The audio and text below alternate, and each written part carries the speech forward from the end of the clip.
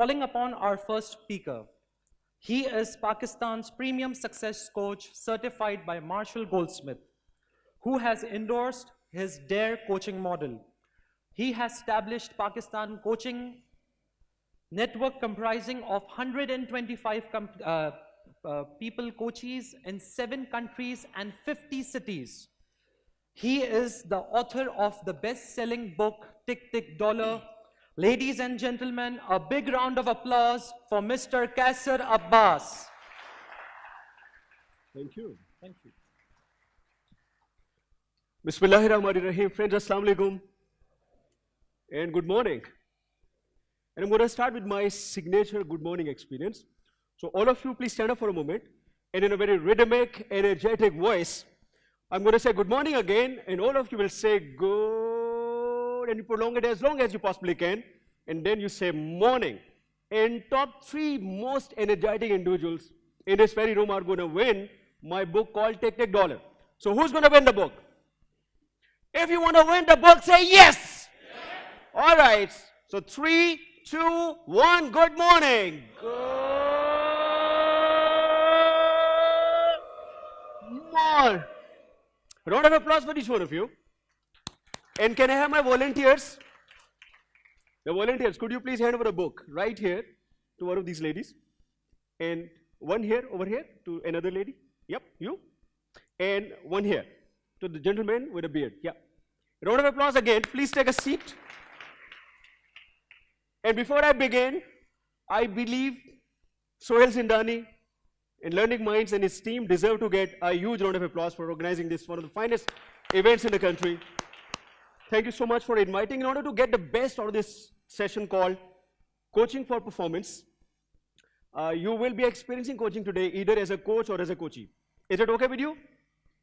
So in order for you to experience coaching today as a coach or a coachee, you got to have a partner. So it could be somebody on your left or right. And please quickly choose your partners. And when I'm going to say, show me your partner, you point your fingers to the person and say, you are my partner. So 3, 2, 1, show me your partners. All right? And frankly, this is going to be my shortest session on coaching ever. My normal coaching session for coaches is for 6 months. So comparing to that, this is only going to be 40, 45 minutes. I'm very excited. Are you excited? If you're excited, say yes. And are you ready for it? So please make a fist. This is the first coaching principle that I'm going to share with you. Make a fist and you hold it very tight. When I say, are you ready? You're going to hit it right here. But please on your own hands. And you say, yes, I am ready. And we're going to create a rhythm out of here. So you repeat with me. When I say, are you ready? You say, yes, I am ready. Yes, I am ready. Yes, I am ready. Wow. I'm loving the energy. Yes, I am ready. All right, round of applause for being a great audience. Thank you.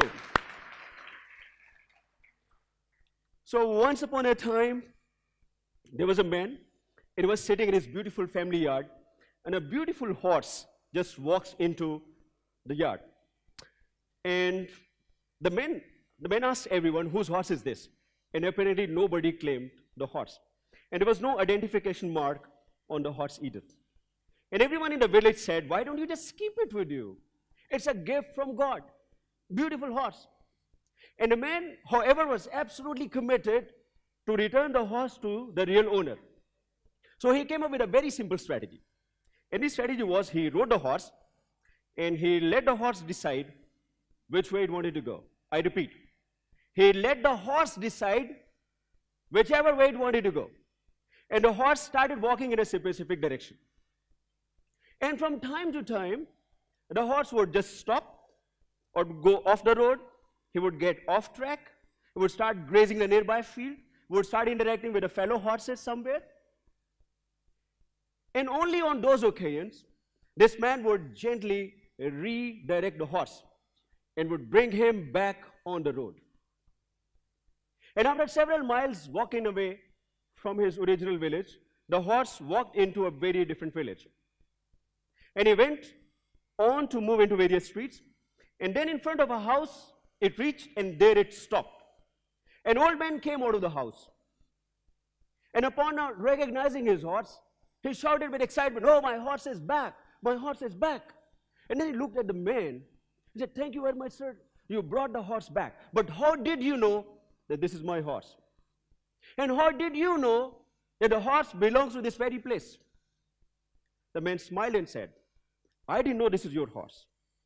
And I didn't know at all that this horse belonged to this very place. I didn't know this.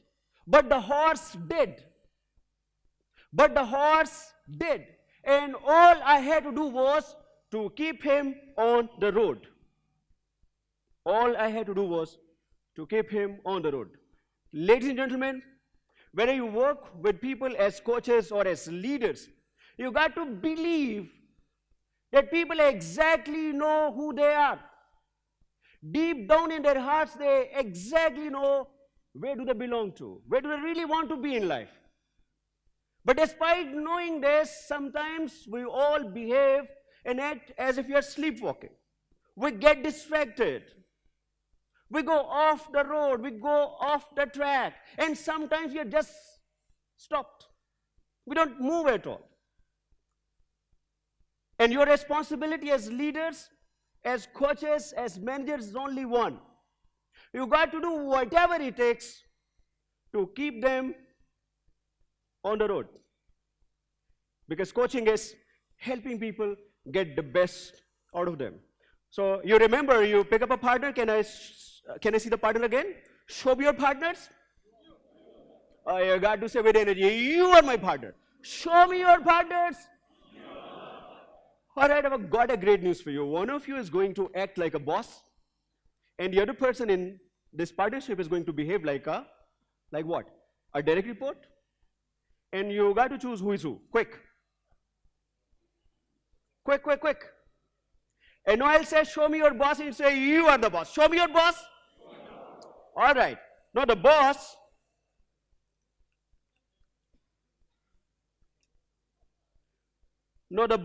in front of you, you're going to look, the bosses, can I see the hands, boss? All right. Say, "I am the boss." All right. So you got to look into the eyes of the person you're partnering with. Look into the eyes of the person you're partnering with, and listen to me. You say, "I am the expert." Say again. Now say, "I know the answers." Now say, "I'll tell you what to do." And now say, "Follow my instructions." Bosses, how did you feel? Good or bad? Good. And the direct reports, how did you feel? Bad. No, you look into the eyes of the boss and say, "Boss, I felt bad." Go.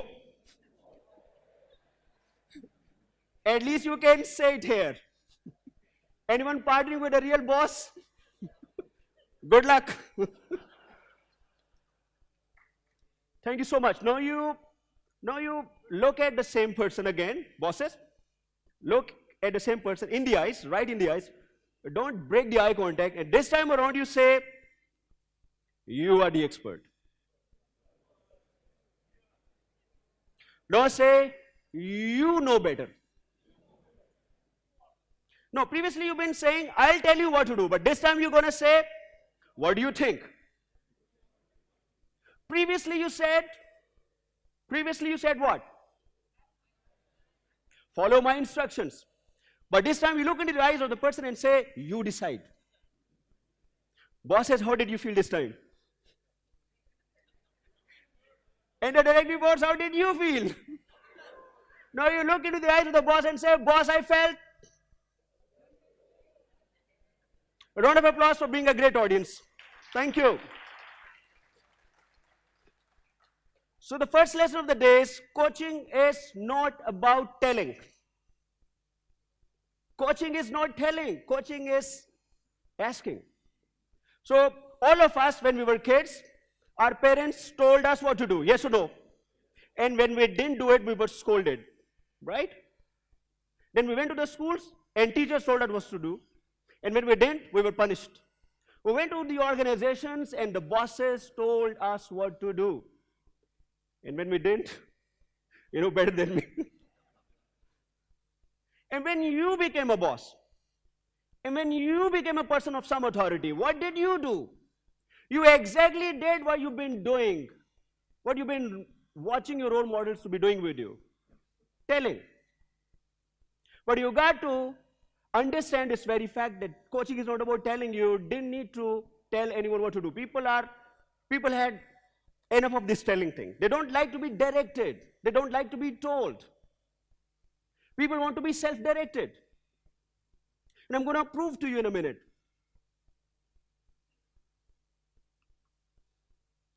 In order for you to get the best out of the coaching thing, because coaching is a buzzword these days everywhere, and internationally it's a $2 billion industry.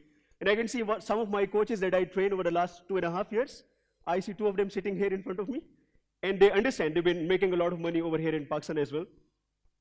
In order for you to maximize performance through coaching, what I understand over the past 15 years working with over 300 organizations in 20 countries, what I understood, there are 3 ways, 3 strategies. One is you hire external coaches. They come to your organization, they work with your executives for a year. Normally it's like 10 to 12 sessions in a year. And the outcome of these sessions is, I've recently read a study by ICF which says the performance of the individual improved by 97%. Only if you work with the right coaches, the certified coaches who exactly know what coaching is. There was a time, I don't feel ashamed admitting, there was a time in my own life when I was coaching people by opening up my own laptop and I was telling them what to do. I was wrong. Until I went through a lot of studies and invested a lot of money in me and I properly got certified. So coaching is not telling. So if you work with the right coaches, individual performance may improve, would definitely improve by 97%, and organizational performance, ICF, International Coach Federation, says it improves by 96%. The other thing is that instead of hiring external coaches, because they're very expensive, you can build your own team of coaches, like you build your trainers inside the organization. And this is convenient, and you can then launch a company-wide initiative on coaching. And both of these initiatives are great. And here's my personal favorite. My personal favorite is that if you really want to get the best out of coaching, and you want the coaching to become part of your DNA in the organization, then coaching competence shouldn't be just restricted to the top executives. It doesn't have to be just restricted and limited to some of the coaches that you create in the organization. It got to be everywhere.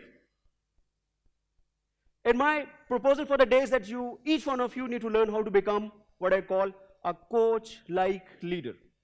A leader who is able to think like a coach, and see things like a coach, and listen like a coach, and act like a coach, and behave like a coach, and question like a coach. And this is the only way for you to get the best out of the coaching experience. And how do we create these leaders who can actually become just like a coach? And the first thing is that these leaders need to build a mindset. I call it the coaching mindset. It has 2 things. One is, I call it coachee is capable. So you got to believe the person that you work with. You got to believe that this person is capable. If you believe the otherwise, your own limiting thoughts will limit the performance of the individual. Yes or no? So many a times you sit in front of somebody and you don't believe in the person.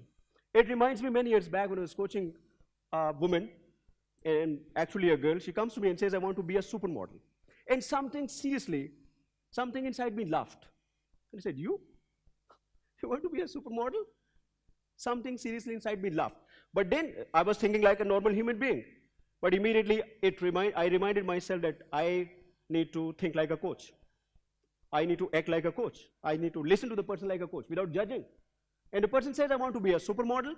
I started working with a person with a belief, coachee is capable. And in 2014, my wife and I, we were watching Hum TV Awards, and suddenly there was an announcement. The supermodel of the year is Amna Ilyas. And that was one of those finest moments of my life. When my own belief in someone's ability to turn dreams into reality, to walk against all the odds, and to diminish all those obstacles, and be able to really achieve what the person is actually capable of achieving.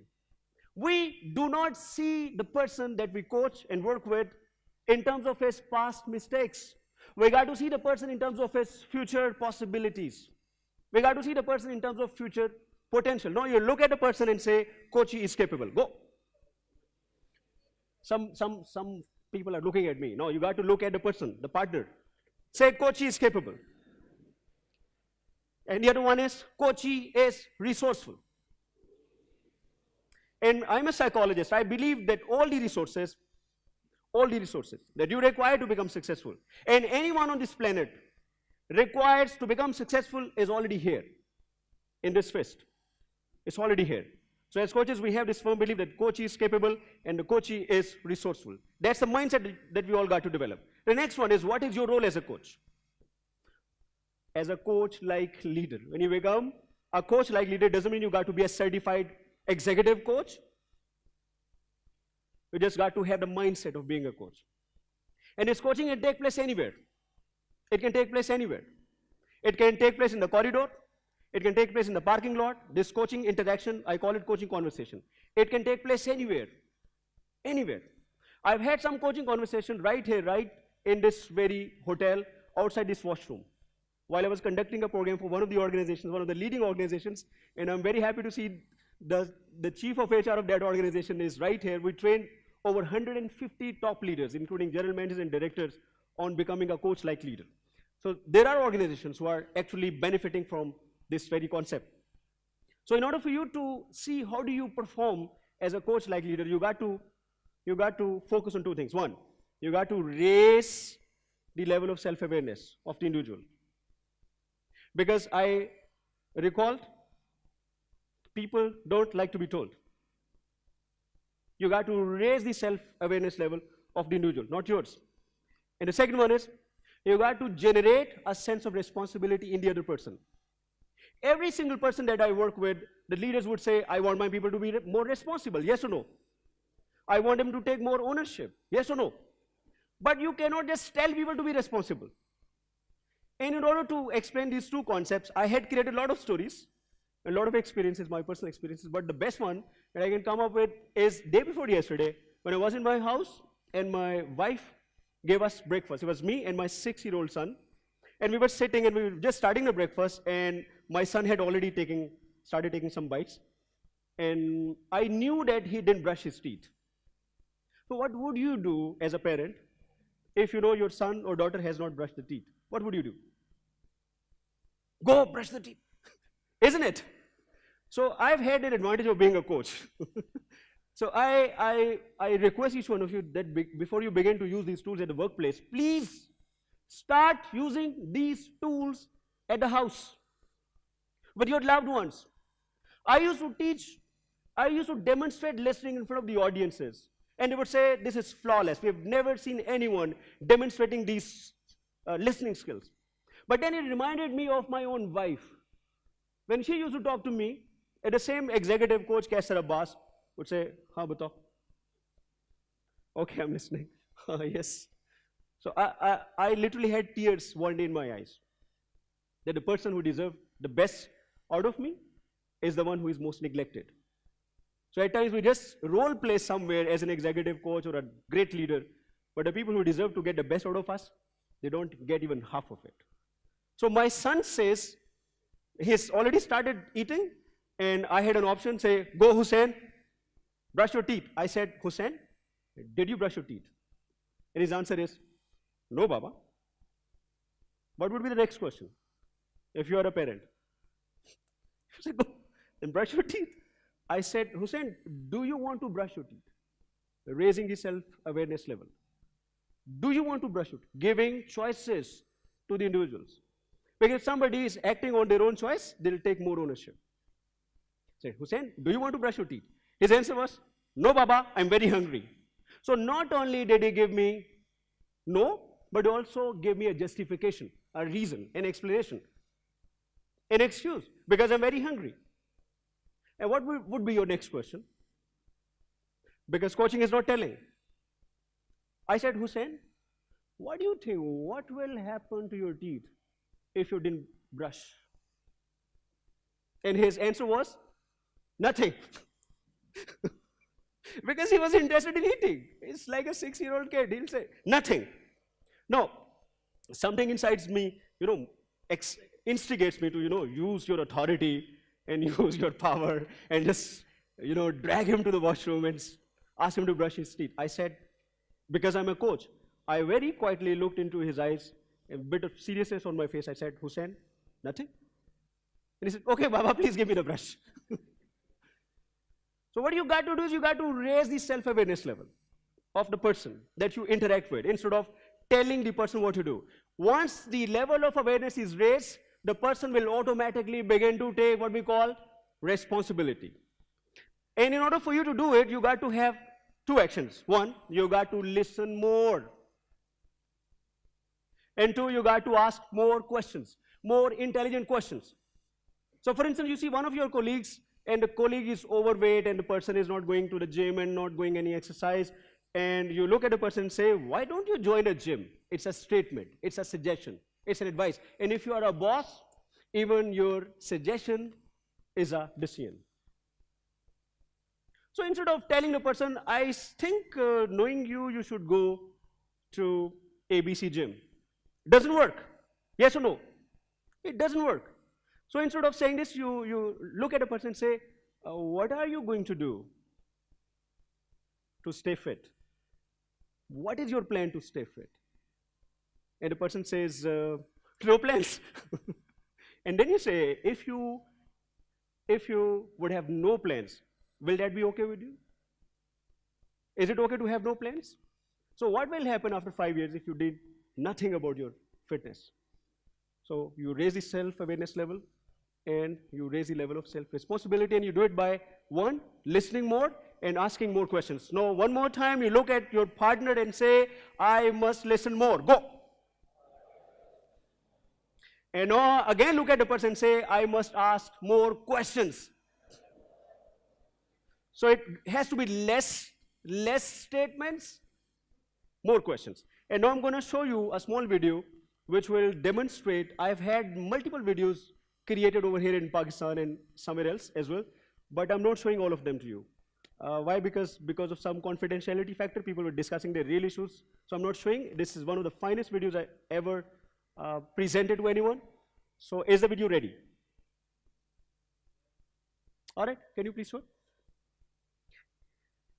In this video, you will see a coach-like leader in action.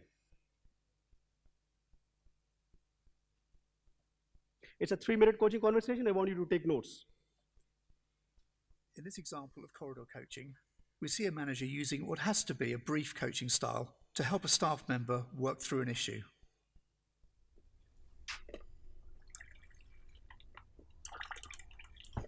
Hi, Tim, have you got a couple of minutes? Hi, Emma.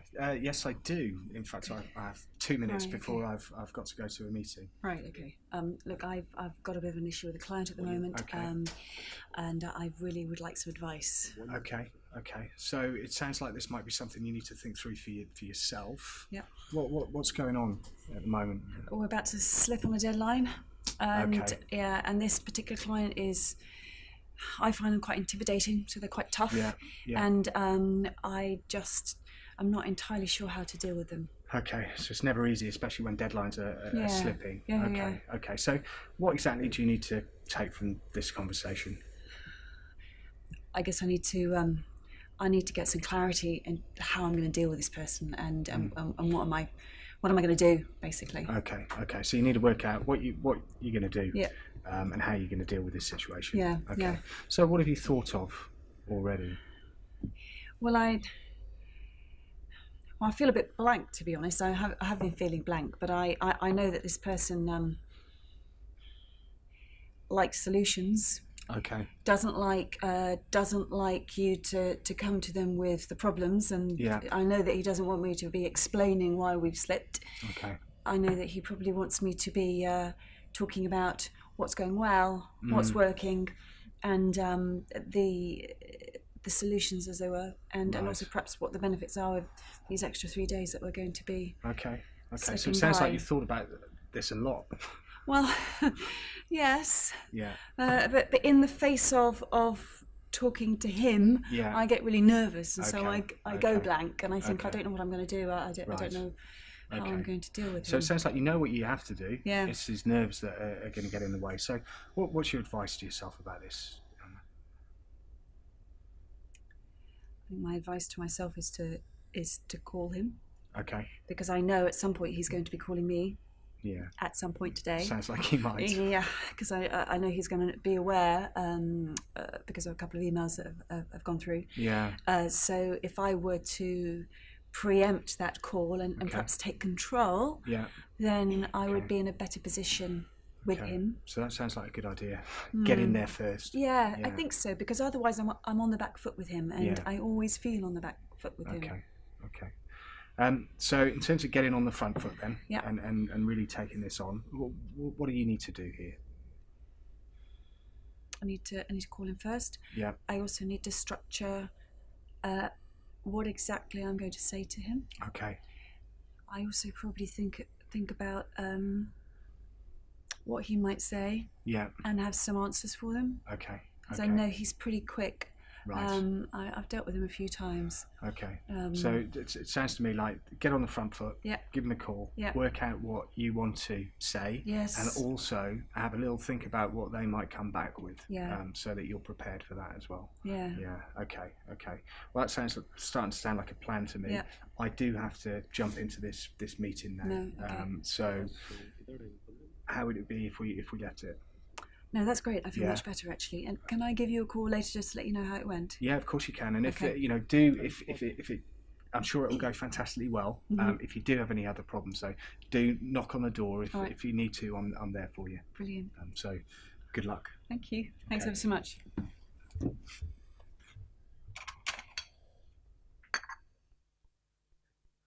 So have you had ever this kind of a conversation in your organization with anyone? What did you like about the conversation? All right, who spoke the most? Who talked the most?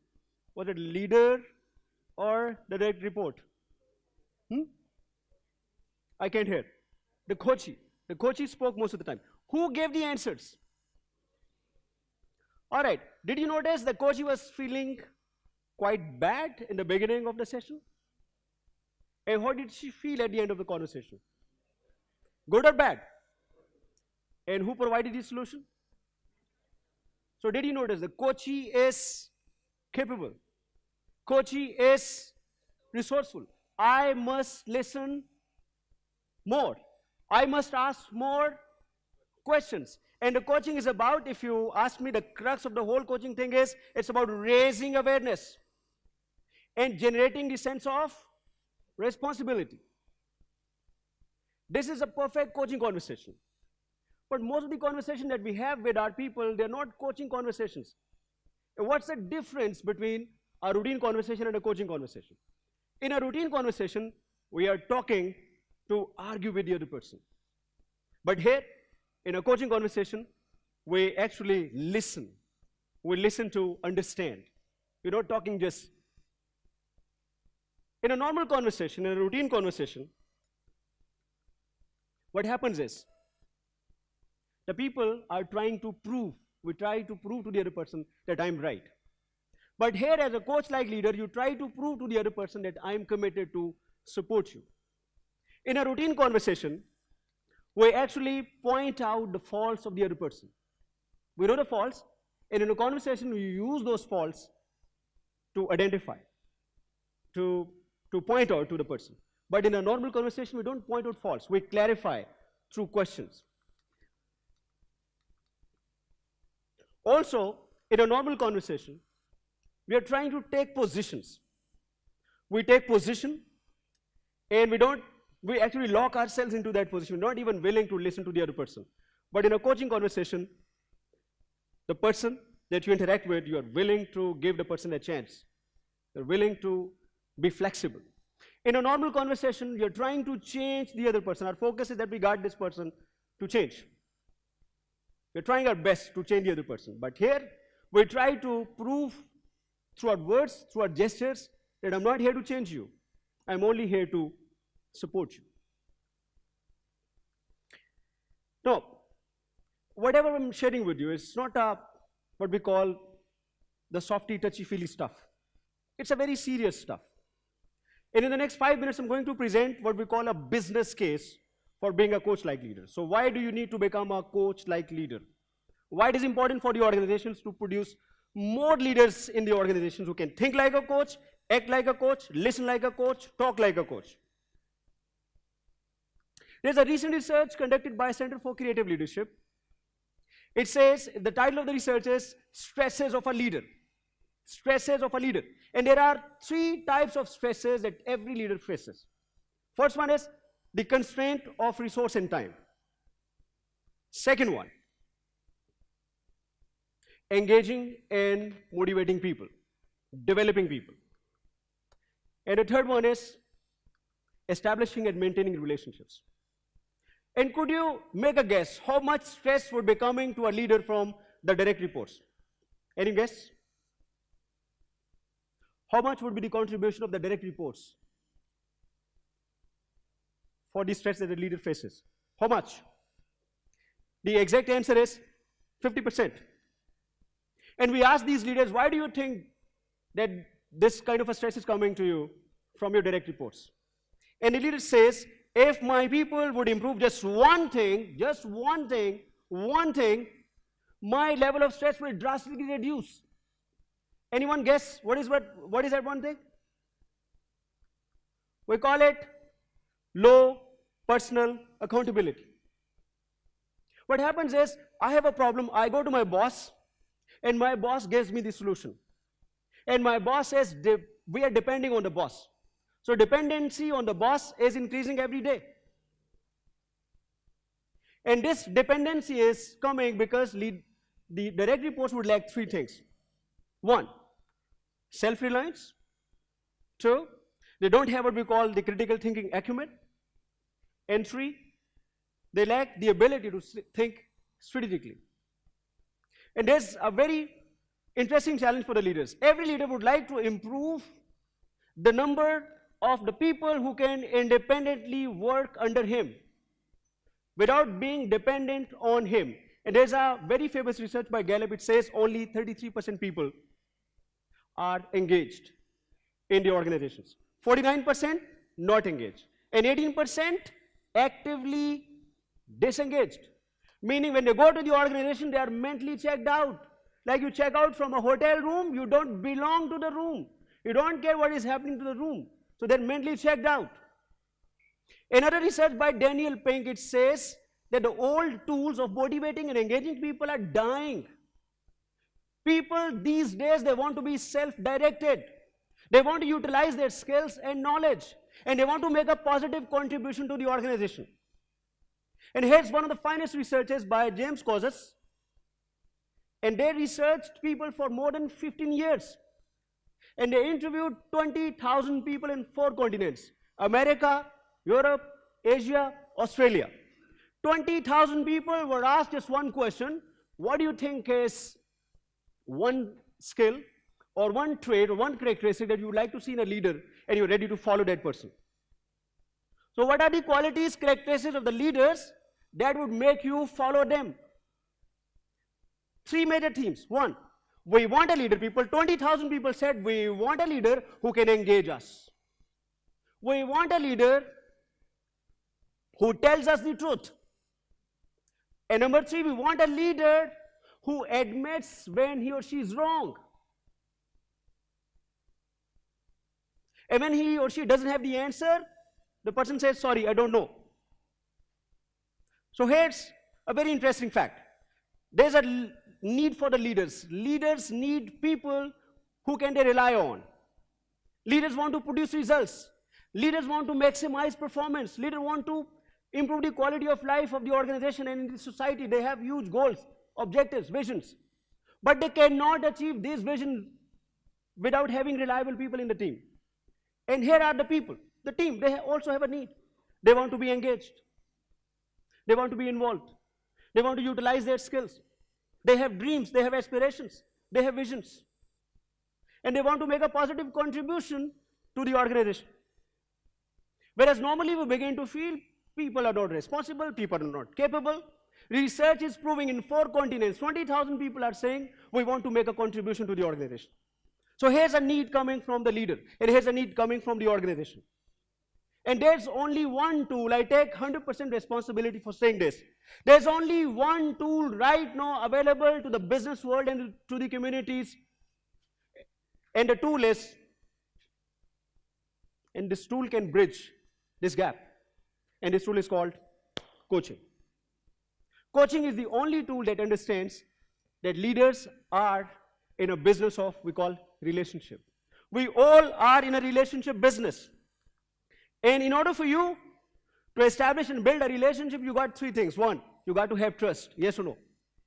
And you got to have what we call respect. And you got to have rapport. And coaching is the only profession. Coaching is the only mindset. To me, coaching is not a profession. Coaching is a way of life. Coaching is a way you treat people. Coaching is, to me, is something that you live and breathe every single moment.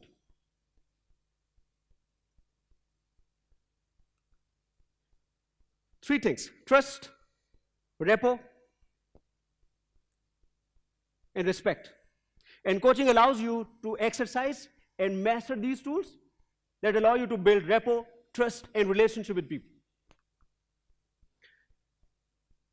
There was a famous neuropsychologist. His name is Joseph O'Connor. Joseph O'Connor was previously a guitarist, and he used to teach guitar. A lot of his students, and they were locked in a room, and he was teaching them how to play guitar. And then he left the room, went outside, and all the students, they started performing guitar at the highest possible levels. And outside the room, he was listening to the music, he was loving it, he was enjoying it, and he was taking a lot of pride that these are the people that I train on how to play guitar. Fantastic music, highest quality music. And something changed. In the next 5 seconds, he opened the door and he went into the room. And you may not believe that the quality of the music drastically fell down.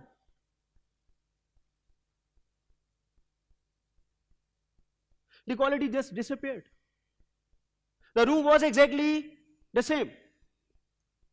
The guitarists were exactly the same. The instruments were exactly the same. Everything exactly was the same. But something changed. And ladies and gentlemen, it was not something out there in the external environment. It was something here. It was something here. And it happens in business, it happens in sports, it happens in families. One of your sons would be performing at the greatest possible level, Abbas would walk into the room and the performance declines. Have you ever asked yourself why? Because 2 important things. The difference is fear versus trust. Fear versus trust. So we coaches and coach-like leaders, we got to believe that there is something inside people's heads which is stopping them to become what they really want to become. They do have the potential. They do have the capability. But despite having the capabilities, some of us, we continue to perform way below the level that we can perform at. And then we need people like you who can come to us, uplift us. It reminds me, some 15 years back, it was the same room. I was one of the most terrified individual of my life. And there was a guy, his name is Kamran Rizvi. He held my hand and he coached me how to present in front of 160 audiences. I've always had the potential to stand in front of the people and be able to present, but I couldn't because something inside me was stopping me. And what was it? It was my own fear. So each one of us, we have our own obstacles. Each one of us, we have our own challenges. And what is stopping us? In tennis, we say the enemy is in the head. It is not on the other side of the net. The enemy is overhead. So we got to connect with our people. We got to build rapport, trust, relationship. We got to give them respect so that they can share with us not only what they dream to become, also they share their failures with us. They share what scares them. They share with us what terrifies them. And then we begin to coach them. And we slowly and gradually bring them back on the road. Ladies and gentlemen, in the end, I'd like to share one of the finest metaphors that I ever learned. This is the story of a man who was standing outside, and under the street light, he was trying to find something. He was searching for something. And another man, a young boy, walks in, and he says, you're finding something? He says, yeah. What? He says, I lost my key. May I help? He says, yeah, sure, sure. So the young boy also started helping the guy with the key. And obviously, after some time, they didn't get it. So the young boy says, where exactly did you drop it? Where exactly did you drop it? And the man reluctantly admits, says, inside my house. Inside my house, in the drawing room. So what's wrong with you? Then why are you finding it over here? And the man says, actually, it's very dark inside. Actually, it's very dark inside. And at least there is some light. And I decided maybe I can find it here. Ladies and gentlemen, the people that we work with as leaders, as managers, as parents, as friends, as colleagues, sometimes we get lost. We lose the key. And there's a lot of darkness inside all of us. And we're afraid of that. And that's the reason we run after the street lights. And we don't find anything over there. So our responsibility as leaders of the organizations, as bosses, as parents, as coaches, is to help those individuals find their keys. And remember, don't find a key on their behalf. Remember, don't give them your own key. Help them find the key. The key that can unlock their potential, the key that can maximize their performance. Thank you very much for being a great audience.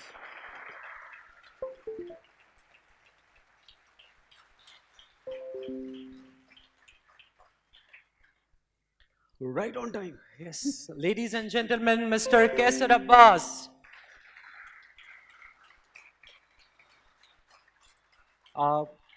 He would be taking questions now. So if anyone of you have any questions regarding the coaching model, we have our volunteers in every aisle, and they would be providing you with the mic, and you can ask Qaiser questions. If you ask any question, I'll run out of the room. Please, I welcome all the questions. And we have how much time? Yeah, we have 5 For the minutes. questions? 5 minutes. 5 minutes. Right? Hi, Assalamu alaikum. My name is Khalid. My question is that often coaching is related to sports, and where the coach is actually telling them how to improve their performance. Right. And also the other term that we normally use is mentoring, whereby the things that you've talked about generally covers in the mentoring. So what is the difference between coaching and mentoring? Thank you. Very intelligent question. Mentoring is about telling. Mentoring is about advising. For instance, the basic difference is that the mentor stands on the highest pedestal, and you look up to the person, and whatever the person says, you just got to listen. On the other hand, coaching is a relationship of two equal individuals. It's not parental relationship. It's not a teacher versus student relationship. Mentoring, on the other hand, is something where you advise. I could be an expert in an area, and some young person would come to me and say, what should I do? And by the way, this is the biggest trap. I'm not saying that you stop mentoring people, you continue to mentor people around you, but at the same time, you got to develop the coaching skills. For instance, somebody comes to me and says, what should I do? And what happens is, I start giving suggestions. I start giving advice. Somebody says, sir, I have 100,000 rupees with me. What kind of a business should I start? You are a mentor, you are Qaiser Abbas, you are a role model, etc.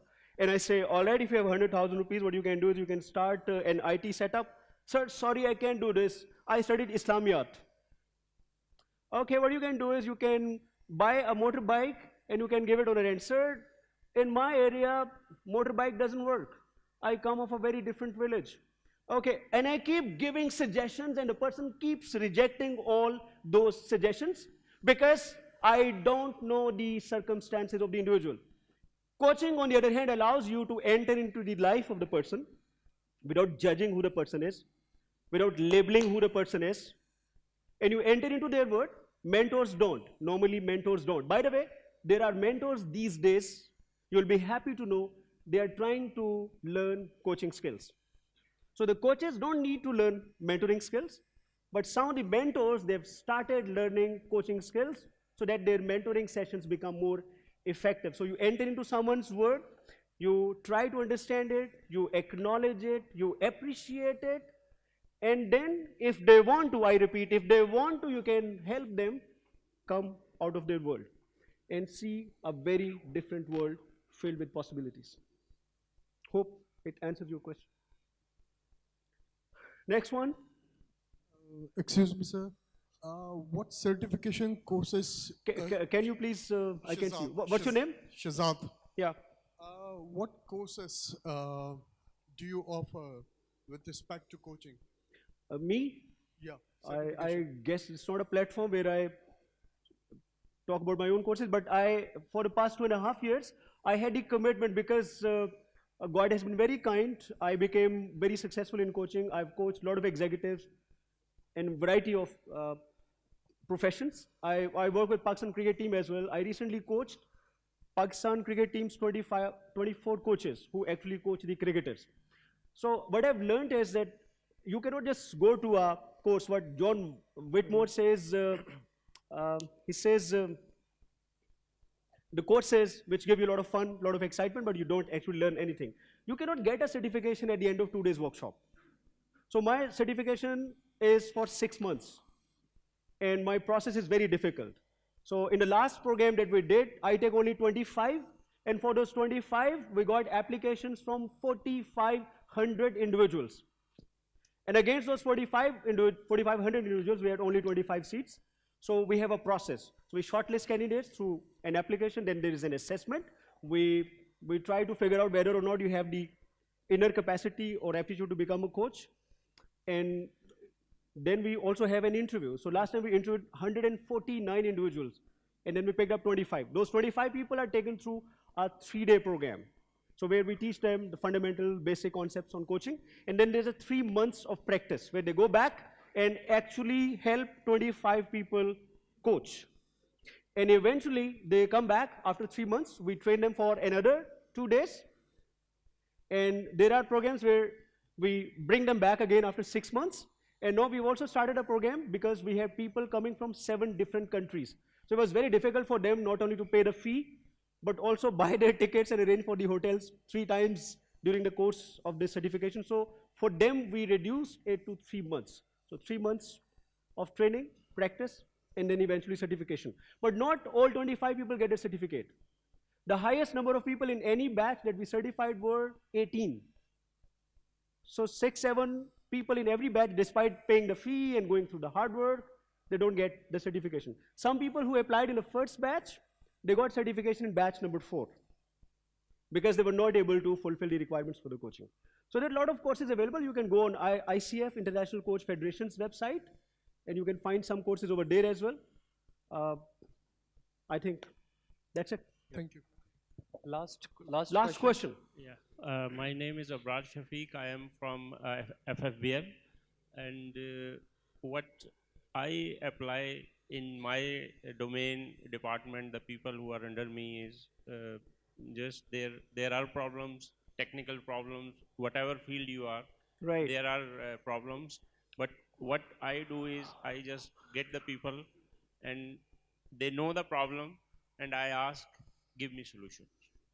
Excellent. I don't say that this is the solution that we should adopt. Right. I ask them, give me the solutions, and then 4, 5, 6 solutions come out of that, and one is the right solution that we can apply and rectify the situation. Thank you. Great question. So Great this is question. what a small example I just want to share with all of them, that this is part of what you have termed as coaching. Thank you so much. Just to share with you, when we say to some of our colleagues, give me the solution, and at times bosses would say, bring me 3 solutions. It doesn't work. It's a great start, but this is not coaching. What you got to do is you got to engage people in the conversations. Solutions do not come when a person is thinking on their own. It's like shifting the responsibility onto the other person and say, go do whatever you want to do. And in this particular case, the person is prone to make some mistakes. The person may not know some of the elements of the job. The person will be clueless. And the person, because you don't have respect, trust, relationship, rapport, he is not able to come back to you and say, boss, would you please tell me? And the entire thing goes wrong. So what you got to do is you got to engage the person in a conversation. Let me give you a quick formula. I call this ATM. Please write it down. ATM. Not every conversation can be converted into a coaching conversation. So what happens is somebody comes to you with a problem, and you got to identify A. Is it an area where I need to give advice, or I need to mentor, or use other management tools? For example, if this is an issue, I'm sorry, I'll finish in 1 minute. If this is an issue related to some SOPs, some policy matters, obviously you don't coach. Obviously you don't say, what do you think? True? T stands for timing. Timing. So you believe that this is an area where you can actually coach somebody and have a coaching conversation that can last 2 to 3 minutes time. It's a small conversation. But you believe that the timing is not right. Maybe there are 4 other people listening to this conversation and the person may not like to have this conversation. Timing. And it could be an area where you can actually coach somebody, but the timing is, in terms of the deadline, is right here. So you don't have the time to coach someone. And the last one is M. M for mindset. Mindset. So either you or the person that you are coaching may not be in that particular moment in the right frame of mind. So it could be the person is brain fried, the person is extremely stressed out, there's some emotional incident just taken place, so you don't begin to coach right there. So ATM, area, time, and the mindset. And thank you.